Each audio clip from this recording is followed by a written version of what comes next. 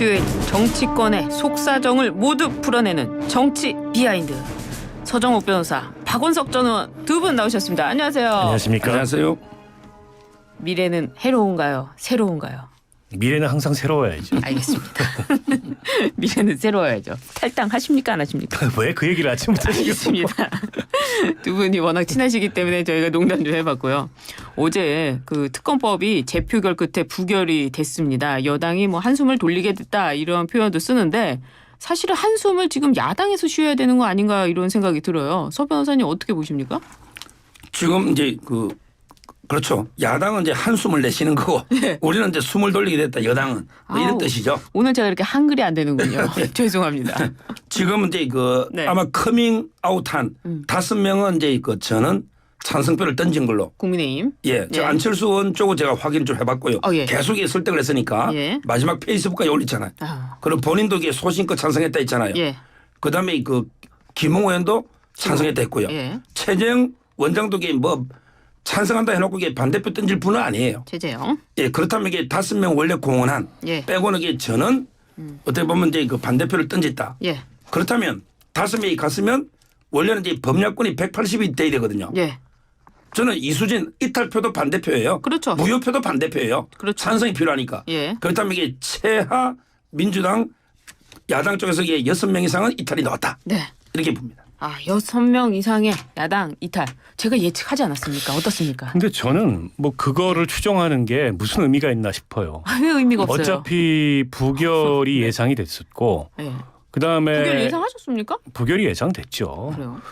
가결되려면은 17명 이탈이 있어야 되는데 그 정도 이탈 규모가 발생하리라고는 생각을 못했고 그래도 한 10명 이상은 그리고 부결의 원동력이 야당 때문은 아니잖아요. 여당이 결국에는 당론으로까지 부결을 결정을 해서 밀어붙였기 때문에 부결이 된 건데 네. 마치 이걸 가지고 야당 때문에 부결됐다라는 식의 평가를 하는 거는 이치에 좀 맞지 않는다고 보고 네. 일단 그 예상했던 것보다는 어쨌든 찬성표가 줄고 네. 그 반대표가 늘고 네. 공교롭게도 범야권을 다 더하면 179명이고 범여권을 다 더하면은 115명인데 딱 그대로 나왔어요. 중간에 물론 공개 찬성표를 던지겠다고 했던 여당 의원들이 있었기 때문에 네. 결국 야당에서도 이탈이 일어난 거 아니냐 그렇죠. 이런 해석이 나오는데 그럴 수 있겠죠. 예. 근데 그게 이제 누구에 의해서 어떤 이탈이 일어나는가 따지는 건 별로 의미가 없다고 보고 결국 국민 여론이 뭐 거의 한 60% 넘도록 이 법안을 찬성하고 있고 지금 공수처 수사 과정에서도 대통령의 직접 개입 정황이 뭐 8월 2일 날 이 경찰로 이첩하던 날 국방부 장관한테 3번 대통령이 전화를 했다 이런 보도까지 나왔는데요. 네. 드러나고 있는 상황에서 이게 민심과는 동떨어진 선택을 다시 한번 국민의힘과 대통령실이 한 게 아니냐. 특히 이제 국민의힘 같은 경우에는 총선 민의에도 불구하고 네. 대통령을 지키는 정당으로서 다시 한번 이제 국민의힘의 성격을 확고히 드러낸 반면 민심으로부터는 좀 더 멀어졌다 이렇게 평가합니다. 근데 야권에서의 이탈표가 나왔다면은 이거는 사실은 이재명 대표한테도 굉장히 치명타 아닙니까? 지난번 추미애 우원식 국회의장 이후에 또다시 일부라도 좀 이탈표가 나온 부분으로 해석할 수 있잖아요. 그렇죠. 이재명 대표 입장에서는 이제 당에서 네. 아예 뭐 이재명 체제를 이제 부인하는 사람이 몇 명 항상 있는 것 같아요. 네. 옛날에 본인이 구속 체포될 때 그때도 이제 1차 투표에서도 찬성이 한표 많았어요. 예. 물론 이제 부결됐지만. 부결됐지만. 그런데 2차에서는 아예 가결돼 버렸죠. 그랬죠. 그다음에 추미애 의장 때도 예상하고 다르게 놓잖아요. 네. 아마 이제 무기명 투표할 때마다 이재명 대표는 가슴이 철렁할 겁니다. 또 그래요? 어떤 반대표가 나올지. 예. 이재명 대표가 색출할 수 없는 아예 반 이재명 의원들이 저는 몇 명 있다. 이렇게 보이고요. 예. 제가 최소 6명 했어요. 국민의힘에서 한두 명이 더 갔다면 이탈표는 더 많을 수도 있는 거예요. 예. 최소가 6명인 거는 앞으로 이재명 체제의 앞길이 험난하다. 험난하다. 이렇게 저는 봅니다. 험난하다. 근데 네. 이제 그 이탈표가 민주당에서 나왔을 거고 그런 이탈이 이재명 대표의 리더십이 어떻게 보면 좀 흔들리는 징표다. 이렇게 보기에는 지금 의석 구성을 보면 21대 국회 네. 민주당이 155명인가밖에 안 됩니다. 네. 그다음에 정의당 있고 그다음에 뭐 기본소득당도 있고 예, 새로운 미래도 5명 예. 있고 개혁신당도 4명 있고 네. 민주당 출신 무소속도 있고 하기 그렇습니다. 때문에 어디서 이탈표가 나왔을지 몰라요. 이를테면 170 그 구명 전체가 네. 민주당 의원이다. 이렇다면은 글쎄 뭐 이재명 대표의 리더십에 좀 누수가 생겼다 이렇게 평가할 수도 있을 텐데 네. 그게 아니고 좀 구성이 다양하거든요. 때문에 어디서 이탈이 나왔을지는 알 수 없는 거고 곧바로 이거를 이재명 대표의 리더십 흔들린다 이렇게 연결짓는 건 좀 무리가 있고요. 22대 국회에 들어서자마자 1호 법안으로 이걸 다시 재발의하겠다. 네. 그리고 22대 국회에서는 범야권이 이제 192석이고 민주당이 한층 강경한 그런 강경파 의원들이 더 많이 당선이 됐어요. 때문에 지금 이제 국민의힘 입장에서 보면 대통령실 입장에서 보면 이거를 미루긴 했지만 네. 시간을 좀 벌긴 했지만 여전히 시한폭탄의 시계는 가고 있는 상황이거든요. 예. 위험성은 더 커졌다 저는 그렇게 봅니다. 만약에 그 논리대로라면 제3지대가 또 이탈표가 됐다면 향후 22대에는 또 야당이 굉장히 많잖아요. 다양한 야당이 있잖아요. 그럼 여기서도 이재명 대표한테 협조를 안 할 가능성도 있는 거 아닙니까? 당연하죠. 예. 당연하죠. 아마 이제 그 22대는 일단은 이제 그 동일한 법안 추진 어렵다고 저는 봐요. 22대에서는. 아무리 빨라도요. 예. 원구성하고 법사위 하고요. 네. 그다음에 표결 강행 처리하고 또 대통령이 거부권하고 또 표결하면요.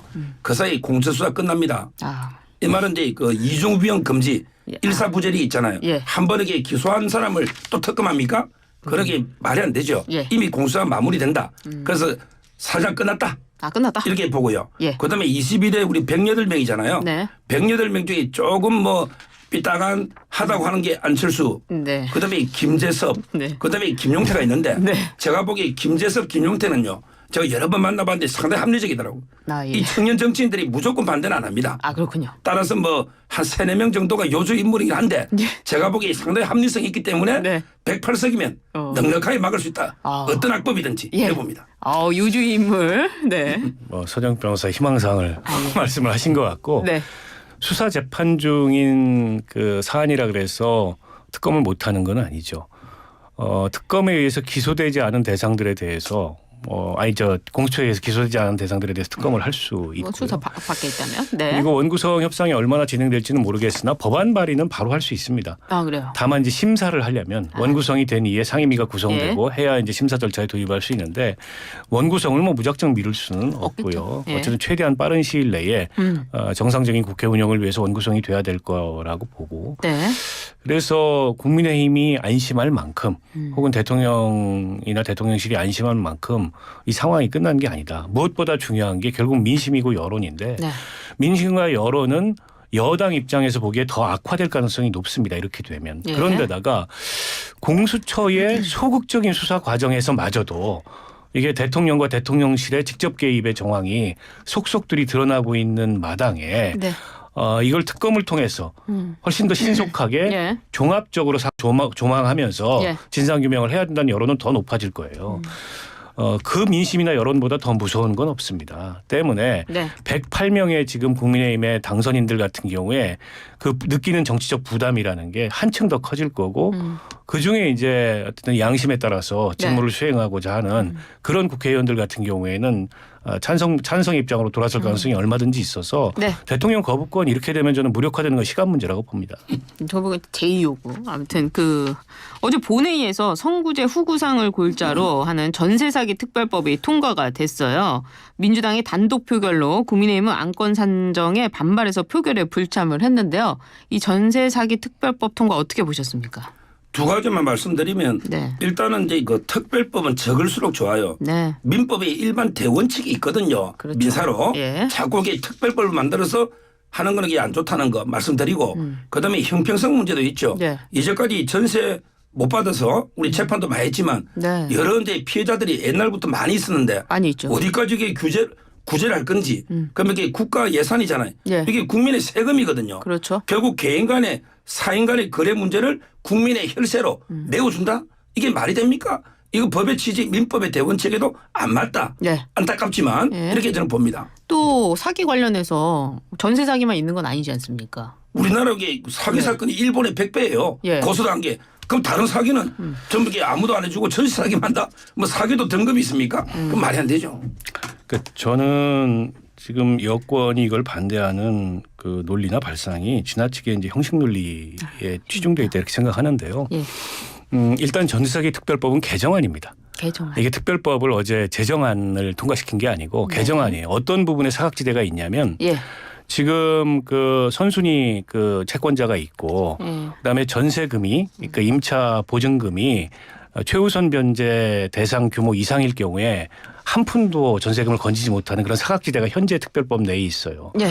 그러니까 이분들을 구제해서 보증금이 한 20~30%라도 돌려받을 수 있도록 하자는 게 이 개정안의 취지고 27일 날 국토부에서 이 전세사기 특별법 개정안이 국회에서 추진이 되니까 국토부가 자체 구제안을 내놨는데 그 구제안하고 내용이 어제 통과된 법안하고 대동소이합니다. 그렇군요. 다만 약간의 이제 절차가 달라요. 아 예. 그러니까 이 지금 어제 통과된 법안은 기금으로 정부 기금을 동원해서 선 그 지원을 하고 그다음에 임대인들한테 후 구상을 하자 이거인데 반해서 그 국토부가 내놓은 구제안은 정부가 그걸 먼저 사주고 거기서 임차인들이 계속 10년 정도 그 임차인으로서 살 수 있도록 하거나 아니면 여기 보증금을 받고 나가고 싶을 때 정부가 시세보다 낮은 가격에 이걸 경매를 해가지고 이 보증금을 돌려주도록 하는 그것도 보증금이 한 20~30% 규모입니다. 때문에 지원 대상과 지원 내용이 크게 다르지 않은데 다만 정부 기금을 동원하느냐 안 하느냐 이 정도의 차이예요. 네. 그것도 정부 기금을 향후에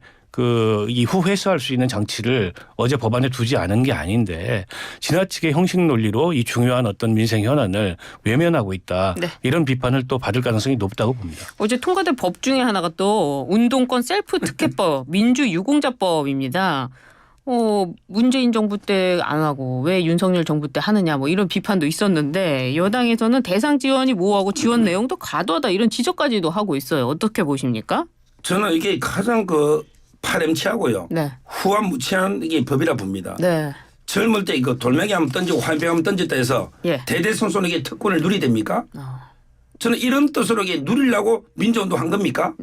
제가 알기로 옛날에도 이미 이런 비슷한 법이 있었죠. 보상. 네. 그때 김문수 지사나 장기표 선생님 이런 분들에게 다 보상금 안 받았습니다. 네. 내가 돈 벌려고 민주운동 한 게 아니다. 예. 이랬거든요. 그런데 지금 보십시오.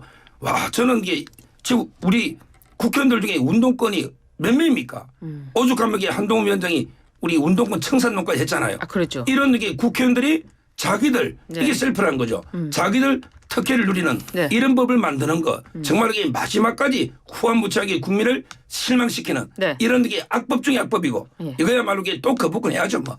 대통령이 거부권이 이런 것 때문에 헌법이 부여하는 거죠. 제2요구. 예. 제2. 어떻습니까? 이게 셀프 특혜 논란이 있어요. 이게 다 줘야 되느냐? 그러면 어떤 아니 사고도 근데 다 줘야 되는 이게 거냐? 자꾸 왜곡하면 안 되는 게 또 이 왜곡이냐. 법안이 예. 과거에 80년대 학교 다닐 때 돌 한 번 던지고 화염병 한 번 던졌다 그래서 그 모두를 민주화 유공자로 지정하거나 지원하는 법안이 아닙니다. 네. 특정한 사건에 있어서 특히 이제 국가의 어떤 책임이 큰 국가폭력이라고 볼 수 있는 그런 사건에 있어서 심사를 통해 가지고 네. 그 제한적인 대상들에 대해서 지원을 하는 그런 법안인데 내용상 논란이 있을 수 있는 대목들이 있는데 그렇다면 그걸 또 내용을 조정을 했어야지 그냥 사실 제가 보기에는 지금 국민의힘에서는 그 이념적 그 판단을 가지고 그 이념적 그 기준을 가지고서 이 자체를 그냥 거부한 거예요. 그렇다 보니까 그 야당이 제출한 법안대로 통과가 된 건데 어쨌든 거부권 행사하겠죠. 오늘 21대 국회 마지막 그 임기 날인데 대통령이 거부권 행사하면은 제의할 네. 방법도 없어요. 그냥 법안은 폐기되는 건데 네. 저는 이제 민주화 운동이 대한민국 그 현대사에서 갖는 특성이 있기 때문에 5.18이라든지 과거에 개별 어떻든 민주화 운동 사건에 대해서 특별법이 이미 정해져 있지만 거기서 제외되어 있는 그런 민주화 운동 역사에 대해서 어떻게 평가하고 또 그에 합당한 어떤 지원이 필요할지에 대해서 논의하고 사회적 합의를 하면 되는 문제인데 그냥 국민의힘에서는 무조건 이거는 무슨 운동권 특혜법이다 이렇게 거부를 하다 보니까 계속 논의가 공전되고 이런 결과가 나왔다고 보고요. 그런 점은 다소 좀 아쉽습니다. 근데 이 사건이 꼭 민주화 이후의 운동만 그러면 받아야 되느냐. 지금 나라를 위해서 순직하신 국군도 있고 또 독립유공자도 있고 이런 분들에 대한 사실은 보훈이라든지 특혜라든지 이런 부분은 전혀 논의보다도 실질적으로 도움이 안 되는데 특별히 이 법을 통과시키면서까지 이렇게 해야 되느냐 이런 논란은 있는 거 분명한 거 아닙니까? 그리고 이제 민주화 운동이지요. 네. 이게 애매한 게 많아요. 예를 들어 이제 우리 그때 기억 상상한데 부산 통일대 사건 있잖아요. 통일대 네. 사건. 그때 예. 완전히 경찰관이 몇 명이 순직했습니까? 네. 이게 폭동입니까? 민주화입니까? 그렇잖아요. 보는 관점에 따라 어떤 사람들에게 보수 쪽에서는 야, 학생들이 이거는 완전 폭동이네. 순수한 민주화운동이 아니다고 보는 사람도 있고 또 이제 그 진보 진영에서는 그것도 이게 학생은 민주화다. 이렇게 아직 해결도 안 된 게 많은데 이걸 이게 일방적으로 보상하면 그럼 이게 순직한 경찰관에게 어떻게 보상해야 됩니까? 네. 좀 균형이 안 맞잖아요. 따라서 이 법은 범위가 진짜 모호한 우리가 볼 때는 이게 간첩단에 가까운 사건도 민주운동으로 포장될 수도 있고 그 합의를 어떻게 할 거냐는 거죠. 이런 이제 모함이 있는 거예요. 네. 할 말씀이 많으실 것 같은데 아니 짧게만. 일단 예. 그 보훈 관련 그 특별법이라든지 혹은 지원 대상들 관련해서 지나치게 과거에 뭐 참전 용사라든지 그렇게 이제 국가를 위해서 어떤 직무를 하다가 순직하거나 희생된 분들에 대한 지원과 예우가 약하다. 그 점에 대해서는 전 별도로 다뤄야 된다고 생각합니다. 예. 제가 보기에도 그런 점이 있어요. 예를 들어서 한국전진 참전 용사라든지 또 베트남전 참전 용사라든지. 근데 그것과 이거는 전 별개의 문제라고 보고 그건 그거대로 이건 이거대로 다 우리 현대사이기 때문에 그걸 우리 역사 속에서 어떻게 평가하고 네. 어떤 예우를 할 건지에 대해서는 기준을 정하면 되는 문제라고 보고요. 예. 동일대 사건처럼 논란이 있는 사건이 있을 수 있어요. 그렇기 때문에 이 법안 내용에 대해서 국민의힘에서 개입하고 심의를 했어야 되는데 합의를 하자. 그냥 거부해버린 거죠. 네. 그렇게 되는군요. 알겠습니다. 아직 이분이 굉장히 당에서는 영향력이 있는 것 같아요. 이해찬 민주당 상임 고문이 초선 당선인들에게 임기 초반 강력한 대여 투쟁을 주문했습니다. 대야 투쟁이 아닙니다. 윤석열 정부를 빨리 끌어내려야 한다는 요구가 많다 하면서 대통령 탄핵을 공개적으로 거론을 했는데요. 거대 의석을 가진 민주당의 탄핵 추진 이게 노고라 하고 있다는 비판이 있는데요. 어떻습니까?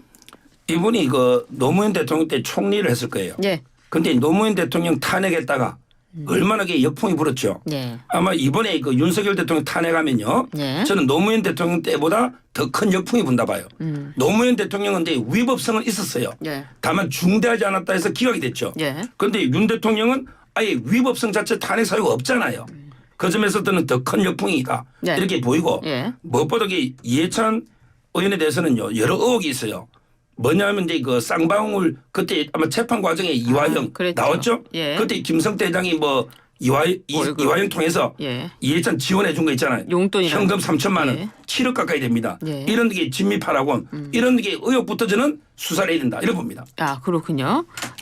그러니까 아마 이 자리가 초선 당선인들 무슨 워크숍 같은 자리에서 예. 당의 원로로서 초선 국회의원들의 좀 더 선명한 역할을 독려하면서 나온 얘기인 것 같은데 예. 물론 뭐 탄핵 얘기를 여기서 그 이해찬 전 대표가 얘기한다 그래서 그게 민주당의 당론이 되거나 현실이 되지는 않을 겁니다. 그러나 예. 당의 원로이자 대표이자 전직 총리를 지낸 분으로서 좀 균형감 있는 말씀을 해 주셨으면 어땠을까. 아쉽다. 왜냐하면 예. 대여 투쟁을 선명하게 하는 것 말고도 야당 초선의 역할이 많거든요. 그렇죠. 국회가 제대로 된 입법기관으로서 역할을 하기 위해서 네. 또 개개인의 헌법기관으로서의 민의에 부응하는 네. 어떤 국회의원이 될 것인가 이런 얘기를 조금 더 그 심도 있게. 균형 있고 네. 심도 있게 해주셨으면 어땠을까 그런 아쉬움은 남습니다. 그렇군요. 알겠습니다. 이번에는 국민의힘 소식으로 좀 넘어가 보도록 하겠습니다. 한동훈 전 비대위원장이요. 총선에서 당선하거나 낙선한 인사들을 만나서 당무에 대한 언급을 했다고 합니다. 심지어 지구당을 부활시켜야 한다 이런 주장까지 했다고 하는데요. 당대표 시간이 지나서 이제 100% 된 겁니까? 출마하겠다 100%? 뭐 제가 보기에 출마 쪽으로 자꾸 제가 날마다 조금씩 옮겨온다 했잖아요. 1%씩. 예, 저는 뭐 출마를 지금도 네. 할 거라고 보고 있고요. 예. 그다음에 개인적으로 지구당 저는 이게 부활해야 된다 봐요. 아 그래요. 왜냐하면 이제 그 신인들이 민주당에 현역하고 대항할 방법이 없어요. 네. 지구당이 있어야 후원도 되고 제대로 이제 현수막 홍보도 되고 아, 그렇군요. 여러 개 그 경쟁력이 생기거든요. 예. 지금 이게 당협 체제로는 도저히 정치 신인이 예. 현역과 맞설 방법이 없다. 이게 무기가 대등해야 되는 거예요. 예. 따라서는 뭐 지구당 부활하는 게 전적으로 찬성하고 아마 이제 한 위원장이 왜 이걸 했겠어요.